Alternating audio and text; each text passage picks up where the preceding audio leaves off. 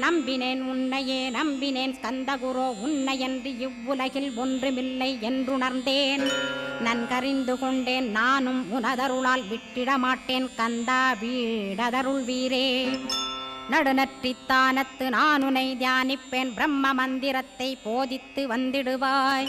சுழுமுனை மார்க்கமாய் ஜோதியைக் காட்டிடுவாய் சிவயோகியாக எனச் செய்திடும் குருநாதா. ஆசையறுத்து அறநடியைக் காட்டிவிடும் மெய்யடியராக்கி மெய்வீட்டில் இருத்திவிடும்.